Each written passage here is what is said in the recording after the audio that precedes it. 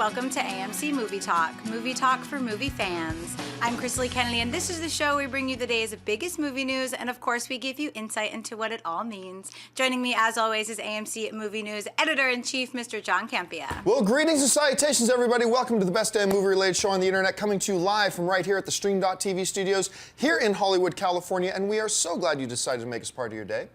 We also have joining us today special guest from I Am Rogue, Jamie Philbrick. All right. Welcome back, Jamie. Yeah, thanks, man. And we also have joining us our very own AMC, Mary Jetikin. Hey, everybody. Happy to be here as always. And hey, guys, just in the last couple of days, we've run a little bit late, and so we haven't had much time to get to live Twitter questions. You know, at the end of every show, we like to leave a few minutes to get to you guys who watch us live to get to your Twitter questions, but we haven't had a lot of time to do that lately. So we thought today, we're going to do an all-live Twitter question day. So if you are watching us live, you can tweet in some questions to us at AMC Movie News. Tweet them on in. Chrisley is our gatekeeper. She will be picking the questions all day. You guys determine what we're talking about for the entire show today. And I'm going to let you know, too, a little bit later, I'm going to go down through all the tweets and everything that came in. And I'm going to pick, I think, the two, what I think are the two best tweets that come in today, are most creative, most insightful questions or whatever. And I'm going to send out a couple of Sons of AMC patches to you guys. So I mean, now your day is just perfect.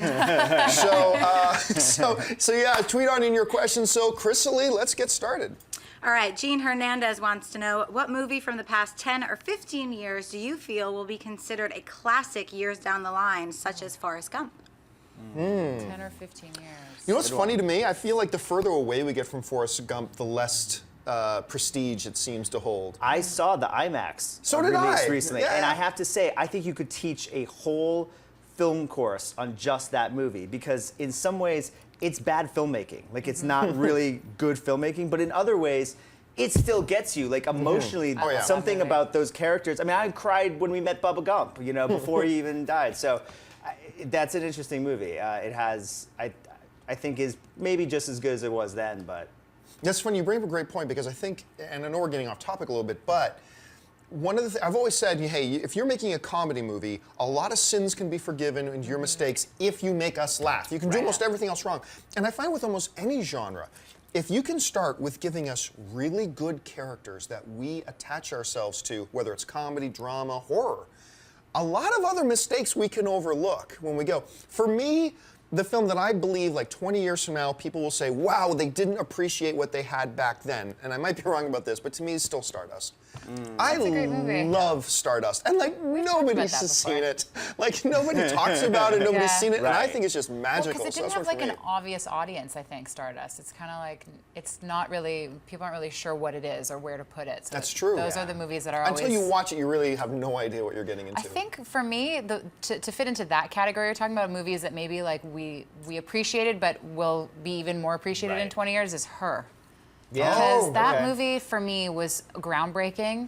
It was the first time we saw, I mean, we've seen movies with AI relationships, of course, like 2001 is obviously an AI relationship movie, but I love just the fact that it's romantic and that she feels so real to us as well, and it calls to question all these issues that are very 21st century about how people are becoming more and more obsessed with their tablets and their iPhones and their, you know, Samsungs and whatever. So for me, that movie, when I saw that, I thought, I can't wait to watch this in 10 years. I can't wait to see how I feel about it as technology advances and how close will we come to this idea of a near future world. So.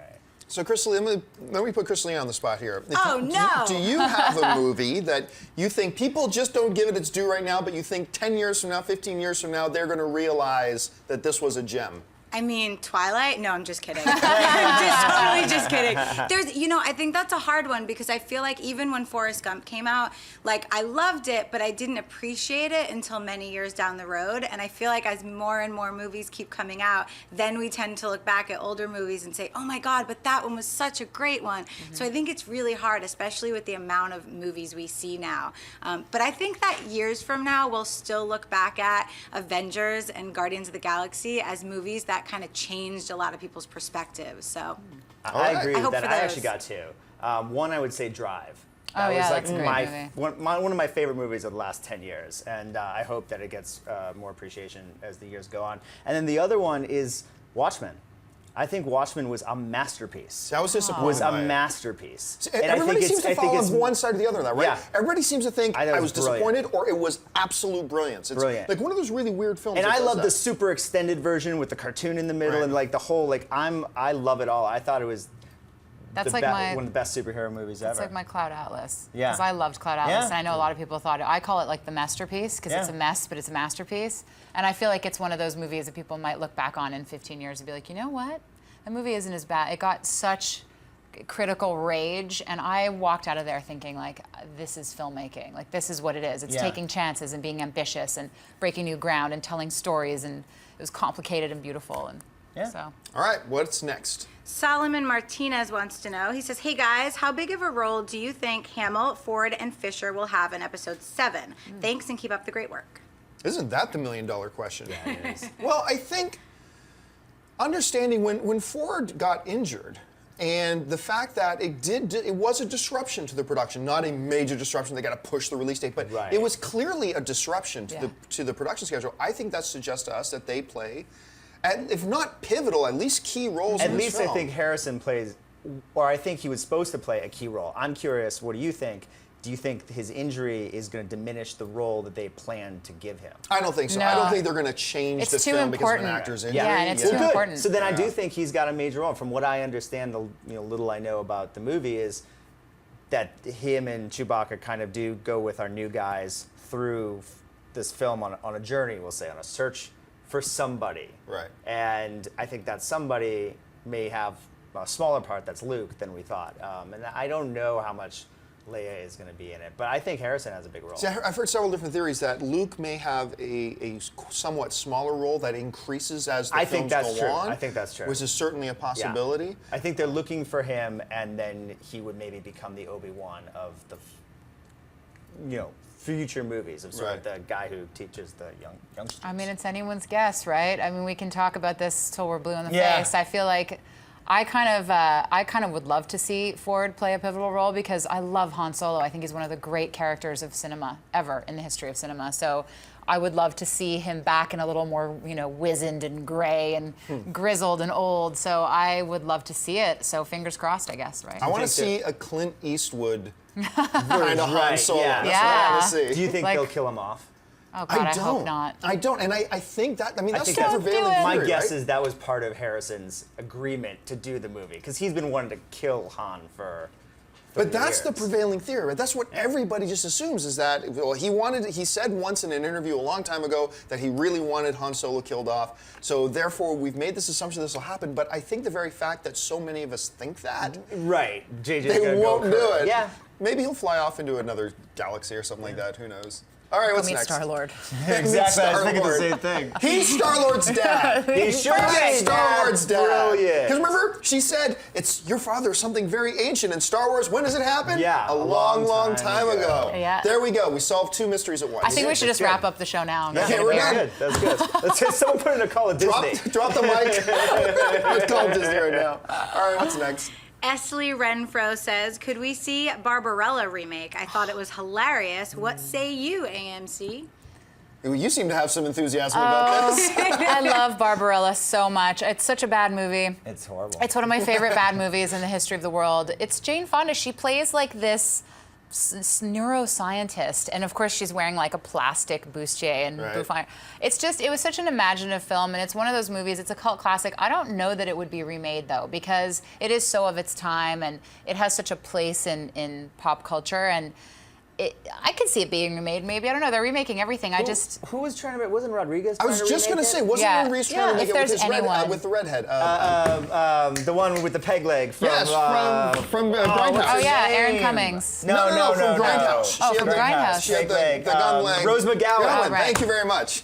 And I heard Drew Barrymore, sort of back in the original Charlie don't- Angels days, tossed around. I remember But who's watching- going to be Jane Fonda? Rose McGowan can't be Jane Fonda. Well, No, I don't not know when it now. could be Jane This would have been Fonda. maybe It would 10 have to years be ago. a But total you're right. reincarnation. Yeah. But I Yeah. remember just it was only a few months ago I saw a Jane Fonda. Like, it you don't wasn't want to see a roast. Scarlett Johansson Barbarella. Come on. I would see that. I would see that Or too. Jennifer Lawrence. But it wasn't No, a I'd roast, rather it was more Scarlett. like a big honorary dinner for her, but they were kind of roasting her a bit.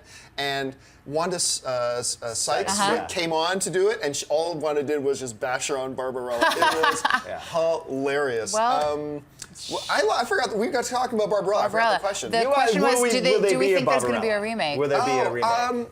Yeah. Why not? Yeah, eventually there will be. It's a fun, ridiculous title with name recognition. It has name recognition. Well, listen, Duran Duran, studios the named pop for it. band, comes from Barbarella. Like Duran Duran is a character in the Dr. movie. Duran Duran is a character in Barbarella. And I remember I listened to Duran Duran when I was very, very, very young, and I saw Barbarella a little older, and I was like, wait a minute! My mind exploded when I realized that that's the origin of the name Duran Duran. Right. So, a little bit of trivia for you guys. Just talking about where you got your names from. James Gunn's confirmed, by the way, in Guardians of the Galaxy, Star-Lord's ship, the Milano, is actually named after Alyssa Milano. That's because that's who his crush was as Right. a child That's time. It's Alyssa named after amazing. Now, Alyssa was the Milano. ship called Milano in the comics, or did they just give it a name in the movie? Wow, that's a better question for Anne. Because in the movie Anne he knows that. talks about having a crush on Alyssa Milano, so I assumed when we heard that the ship was called the Milano, that's where it came Yeah, I That's don't know if it is in I the don't comic know if- books. I don't think know that was if a it has new a I thought name I for couldn't comics, love James Gunn anymore, but I just loved him a little more now. All right, what's So- next? Christopher Fagan says John likes DC making different universe for Shazam, but will Yes.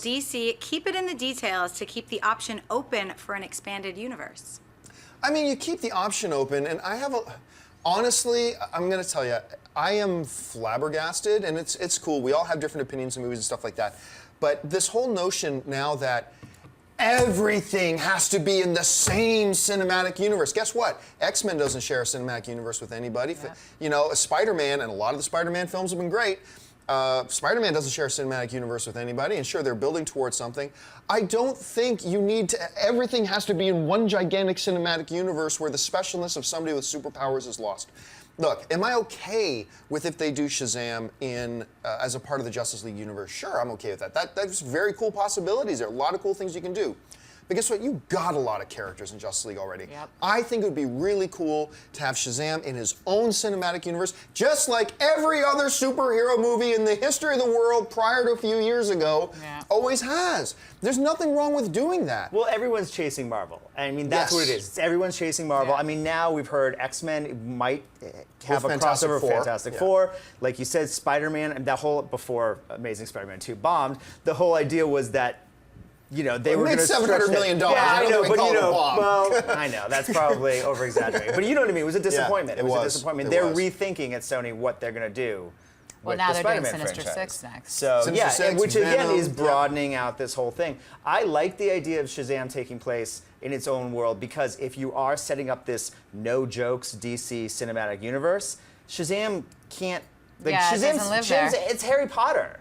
You know, like that's what it is. It's a little That's a boy. great- that's a great what analogy. Shazam It's a is. It's very Harry good Potter. analogy. And so, but I would like to see have them leave a door open that maybe somehow that world can kind of, because even the Marvel films, each one of them has their own humor. It's not specific to all of them. I mean, each one has its own tone. So I'd like to see the Shazam tone that they're taking maybe have an opportunity to go in with Justice League, but way, way down the line. So you always have the option for like Way down a the line. crisis storyline, Yeah. right? Yeah. Where universes then Yeah, I love collide and that. mix. The Well, one that's thing, the great thing about DC. I mean, if they, first of all, they got to set up a DC cinematic universe. But Yes. if they can do that and eventually play into, Crisis on Infinite Earth type of I thing, love which that. is That's my DC's favorite. bread and butter Yeah. in many ways, the Crisis stuff that they've I done love over parallel the years. Give me a parallel universe. I mean, I'm that's happy. like these storylines that we're starting to see, like Winter Soldier Yeah. and maybe a Civil War, and these things starting to seep into Marvel.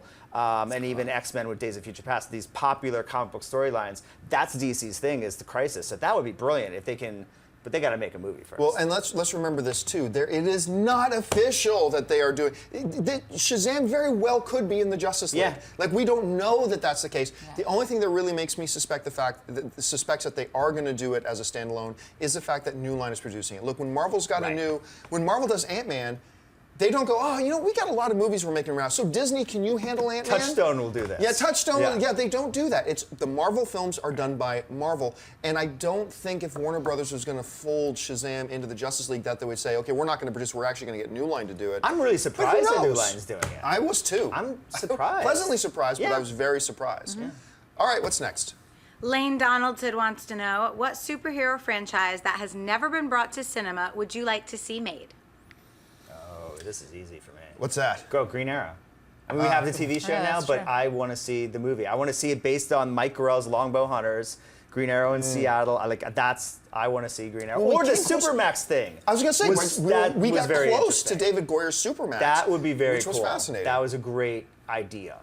Did they ever finish writing that? I believe it was finished and all. I believe it was even in the pipeline, but never made it to certain stages. But it was in the. For those of you who don't know what we're talking about, Supermax is a story written by Brilliant. David Goyer And Justin Marks. Yes. Yeah. That was basically a look at Oliver Queen. To sum it up, he goes to jail. Right, To a for a Supermax crime prison. he didn't commit, Yes. he goes to prison in a Supermax with all the supervillains. And I heard that Riddler was in there, and Joker, and like even Icicle, and some of the more obscure. He has to actually team up Fluorescent with some Man. of the B Yeah, list and villains, yeah. basically it becomes, if you remember the old Fox show Prison Break, Yeah. it becomes Prison Break with superheroes. Done. Sold. Done. What about you, Mary? Do you got an old comic book character that they haven't done yet that you think would be cool on screen? I don't know about like superheroes, but comics. I'm thinking back to like when I was a kid and what I loved, and it's really more for me graphic novels as an adult because I think there are so many amazing graphic novels. This is going to sound really weird, but Mouse Guard is an Archaea graphic novel series. Yeah. It's so stunning. It reminds me of like if they did a Watership Down now, if they could make like an animated feature of Mouse Guard. I just think it's so beautiful. It's the graphic novel that I always keep going back to, and I would like to see them do that. But Yeah, Mouse as a Guard's kid, great. I feel like every superhero I know about is already either being made or has been made in the That's last true. 10 years. Yeah. So I'm kind of looking more now to the more obscure materials like graphic novels and old comic Although strips. we just got a glimpse of him in X-Men Days of Future Past, I've always thought I'd love to see Bishop. Oh, Yeah, yeah. But that's cool. I don't think we're ever going to see a standalone Bishop film. No, I would be in line to see it. If they did. Yeah. All right, what's next? All right, this question may have a little bit of spoiler in it, so if you haven't seen the new Apes, block your ears now. Tristan Shields says, at the end of Dawn of the Planet of the Apes, there were sounds of rubble moving and apes screaming. Is Koba alive? No, no. They're moving on from the Ape Civil War. They clearly ended that Apes movie, going in the direction of next up, War with the Humans. Yeah. That's what's next. They even shot a lot of scenes of the military, with the remaining military approaching that they cut out of the movie, but Right. that's there. It's probably going to be on the DVD. But I think they made it very clear. Okay, now we've moved on from the dawn and the beginning and the rise of. And now we're moving into the War with the Humans. I think that's where they're going to go, unless you guys see it otherwise. Yes, no, I agree. I agree. I think Koba represented something very specific and necessary in that storyline, and he needed to kind of die because now, this was dawn of. Now we're heading into, Right. they have been born. Now what? Koba doesn't really need to be in the next installment because, as you said, the next installment is going to be all about how the apes establish their mastery over the planet. And start their So, civilization. exactly. And I would love to see, if we're going to just end with a trilogy of this new set of movies, I would love to see it end with the Charlton Heston of the 60s landing on, because essentially, 2020 is the way future from that. And so it would make Yeah. sense that now that we've seen what happened between the 60s and now and how this set up, and then have Charlton Heston get To off me, that the key spaceship. role that Koba played in the Apes movies up till now is not to simply be the antagonist to Caesar's protagonist. He is the representation of the fact that apes are corruptible. Because other than Koba, up to that point, apes were all just the gentle, pure of heart, and just want to be loved and loved. But Koba represents us that the apes are corruptible, and that becomes important as you move forward into the Charlton Heston era. That hey, there are there's good apes, there are politics. bad apes, Yeah. there's politics, Right. just like human beings. Totally. And that's what Koba represented to me. But yeah, I think they're moving. Yeah, I think it's done, yeah. All right, what's next? Josh Wiseman says, The Tonight Show had Jerry Lewis on as a guest last night and reminded me just how funny he is. What about a Jerry Lewis biopic? Ooh. They There's- talked about that, right? Jim There Carrey? really has. Was it Yeah, Jim there's Carrey? been a lot of talk about Jerry Lewis, and he's had some controversy in his life too. Yeah. But I mean, he's done a lot of good in his life. Yeah, I'm not- Jerry's I'm not- Kids. Oh, yeah. I'm not glossing over the fact that there has been some controversy with him, but I'm going to say he's done some terrific good in his life. But that reminds me, talking about these old guys that we forget how brilliant and funny they are. Somebody put a comment on some random Facebook post I did the other day. Oh, that's right. I was talking about how I was terrified of going to the dentist, and somebody put up on my Facebook post a link to a YouTube video of Tim Conway with Harvey, who was his partner? Harvey on- Korman. Korman doing this dentist skit. and I wasted there's the on the next Carol Burnett show. I wasted the next 3 hours watching Harvey and Tim's comedy sketches. Tim Conway Oh yeah, he was brilliant. might be the funniest human being to ever Brilliant. live. Like I like seriously, once There's you a start few of watching those Tim guys. Conway And stuff, Don, oh, I yeah. think Don Rickles gets forgotten a Rickles. lot. Danny Rickles Kaye, did- like you yeah. go back, you keep going back. I mean, the cool thing about the guys from that era, and you see it with the Rat Pack too, is that they could kind of do it all. Like the guys that were comedians did drama, and not to say that they don't now, but there was really this interesting kind of, the comedians were like juggernauts. Like they yeah. had talent in every area. Jerry Lewis was, you know, Milton Berle. I mean, yeah, they all- he was yeah. in drama. He played himself in dramatic roles, and you know, he's a dynamic guy. So I for sure would like to see. Well, a and the biopic. other thing I'd say is if you love sitcoms and you've never watched the Bob Newhart show, the Oh original God, show, I grew up. like, on, yeah. I once showed that to a friend who had never seen that show, never heard of that show, and she was like, "Oh, I've seen this plot before." I was like, "Yeah, because every sitcom in the last 30 years Has copied this. show. Yeah. This show is the blueprint for how to make a sitcom, and it's brilliant. The And then he did DVDs. Newhart. Yeah, and Newhart was brilliant too, but that first show was like the blueprint of how to make the modern sitcom. All right, what's next? We have, wait, this one's a good one. I liked it. This one is from Henry Martins. He says, someone mentioned The Killing on Mailbag the other day, and I agree, it's such an underrated classic. So what's your favorite film noir? Oh God, there's so many. Oh, Double Indemnity is great. Sure. Maltese Falcon is great. Film noir. Can I what's say a Lauren recent Bacall one? Kiss Kiss Bang Bang. Yeah, I love that. yeah. That one's great because Yeah. it's funny and Oh, it's yeah. sharp and yeah, I love Kiss Kiss Bang Bang. That's a great one. Well, and you Shane go, Black. you know, of course, Chinatown. Yeah, Chinatown's a great one. There's so many. I can't Yeah. pick one. yeah. I have to sit around and think about. I mean, you obviously go to some of the classic filmmakers and all the stuff that they. I'm trying to think of one that's not an obvious one. Yeah. Well, Let me come back to that. All right, what's next? No Sunset Boulevard or Strangers on a Train? There you go. Those are good I ones. didn't think of There you Strangers on a Train, but Sunset Boulevard is one of the thought. Okay, that's Yeah, an obvious yeah. one. I'll pick that. yeah, Sunset Boulevard also has a comedic quality that people don't really talk about that much, but it's actually kind of funny. Yeah. You know, his character is the lead character, the protagonist is great. And I Alright. think that was the first movie that made a person deceased narrating. Like it starts with his death. Like American Beauty did that. Yeah. I can't think of Can anything. I just say for my father, his favorite film of all time, Laura. Oh. Well, since we're shouting out our dad's favorite movies, has nothing to do with the topic though. My dad's favorite film was Old Yeller. So. My dad's was Bridge on the River Kwai or I Sense. love Bridge on the yeah, River it's a great Kwai. one. My dad's other favorite movie, and he always jokes that his two favorite movies are basically the same plot. His other favorite movie, Sharky's Machine. Basically the same plot as Laura. So funny. All right, what's next? When you like NS Blessed says, is there any news on the Michael Bay Godfather reboot? Oh no, what is that? What? That sounds No, like the- don't that sounds believe- I've never heard of that. Don't believe that. That I sounds- don't even know where you heard that. Probably, Has that been going around? probably on No. moviepilot.com or something. That sounds like no. that sounds like the first sign of the apocalypse. Oh yeah, Like no, it is. Michael Bay is making Yeah.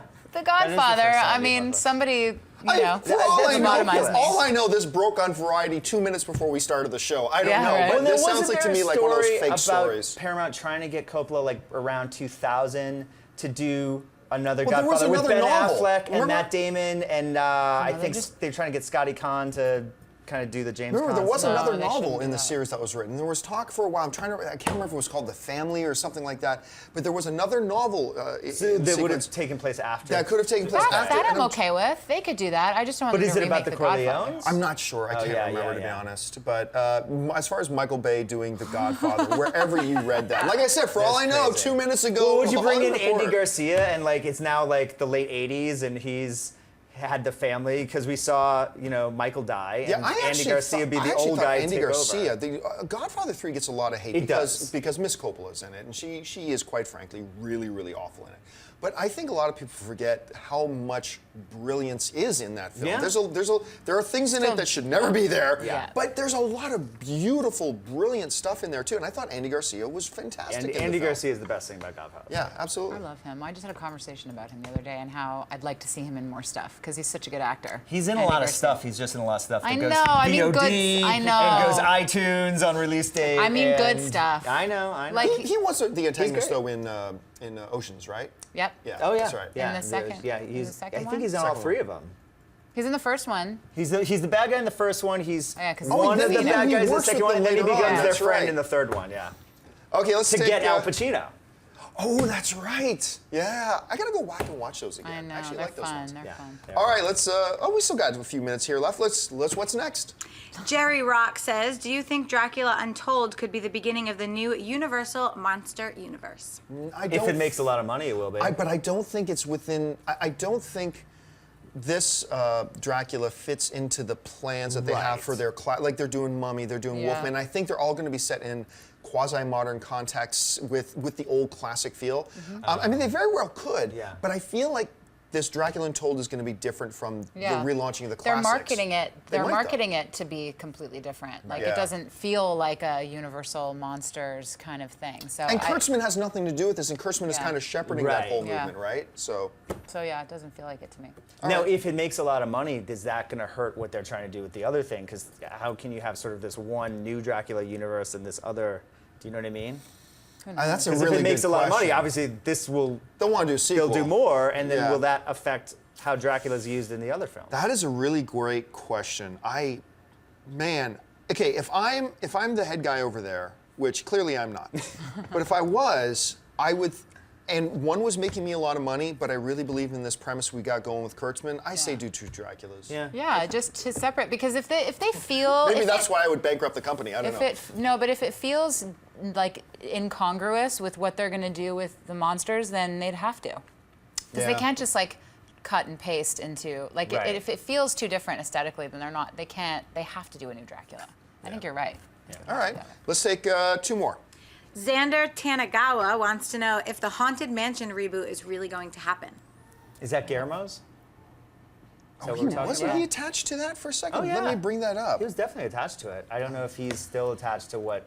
I mean, Guillermo del Toro's got 300 projects. Yeah, I was gonna he's say, working like, on is one there anything time, he's so- not attached Yeah, to right I mean, now? He's pretty much I feel attached like to he's. everything. I feel like he's attached to like my kitchen. Well, that's the thing about Guillermo del Toro. Like, yeah, it's could make a movie everything. about He's your got kitchen sink. 50,000 movies, and that's why when people say, "Oh no, John, a dark Justice League Justice League is coming. coming," because Guillermo del Toro said he was working on a script. Guillermo del Toro is attached to 500 different things. Yeah. Right. Like, Well, and I asked, I mean, I know it's off topic, but Justice League Dark, I talked to Guillermo at Comic-Con about it. And basically, he works on all these projects, and he wrote this, and he's working on this, but it's up to DC to figure out what they're doing with the Justice League. So it's sort of like he has this script on hold until they know what they're doing, and then they can go that. But he does that with every project. Yeah. I mean, every project he has 100 different things he's working on, and when one is ready for whatever reason, and it can be as simple as the studio saying, "Oh, Pacific Rim 2, okay, you got something for that? Let's do that." You know But what I that's mean? happening. Yeah, No, I that's know. I'm happening, saying, yeah. but that's what I'm saying. Like that's how easy Yeah. it was. It was like, Here let you me go, do this, Guillermo. think about Here's it. a bucket load of cash. Yeah.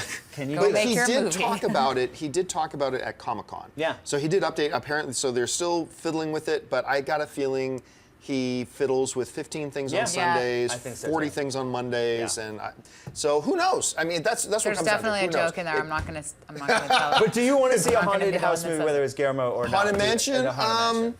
Yeah. I would see Really? it for sure. I don't would see get The me it. Eddie wrong. Murphy movie didn't. No, sell not you. like an Eddie Murphy. If anything, that made me want to see a different incarnation. Yeah, of it. yeah, exactly. Like I would love to see Guillermo do it. Oh yeah. But he's got more and more.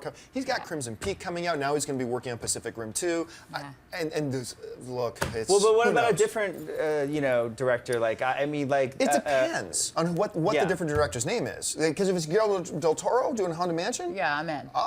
yeah, But there are I'm other curious. good, like guy who did The Conjuring, or the guys doing Doctor Strange. Those would be Yeah, good it would guys be to do. very. It really depends. Like Yeah. you're saying, it depends on what that name is. So I'm sure there'll be other names Yeah. that could be interesting. Yeah. Okay, let's take the last question of the day. The last one is from Kyle Kizu, who says Tom Hardy has quietly had a fantastic acting year with Locke and The Drop. Could he be a strong Oscar player?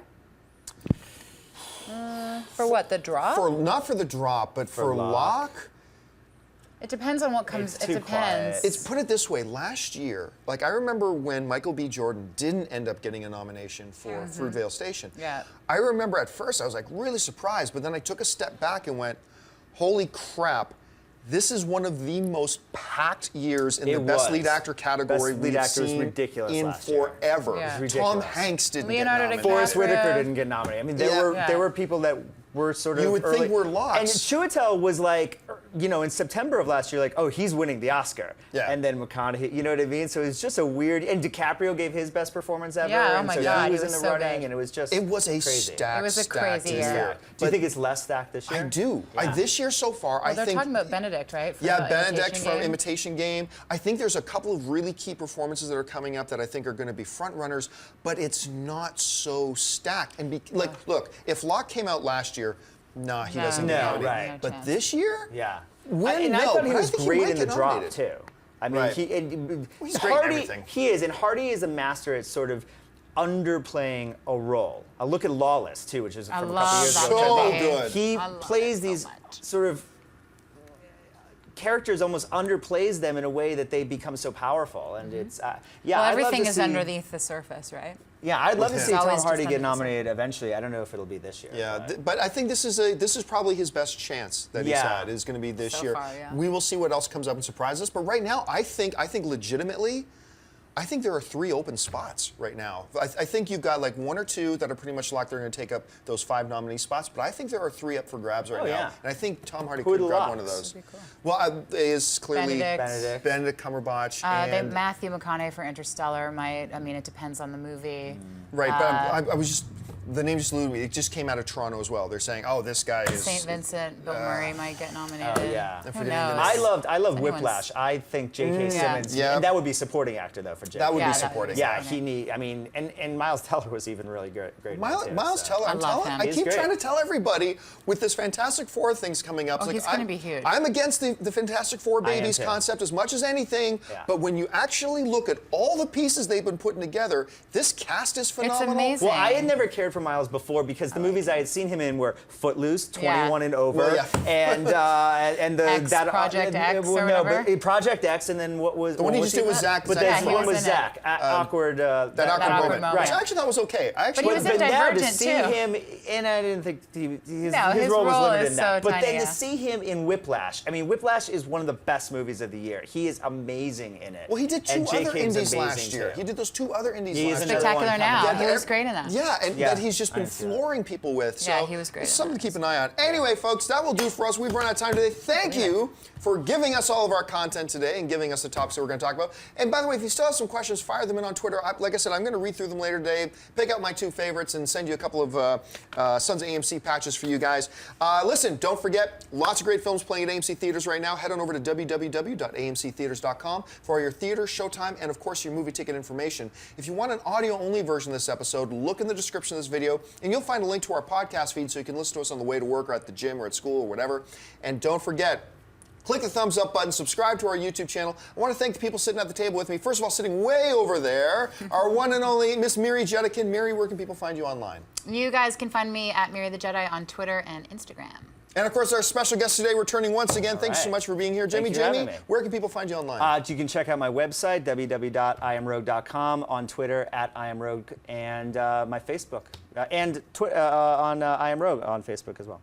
And of course, our lovely hosting, Miss Chrisley Kennedy. Chrisley, where can people find you? You guys can find me on social media at Chrisley.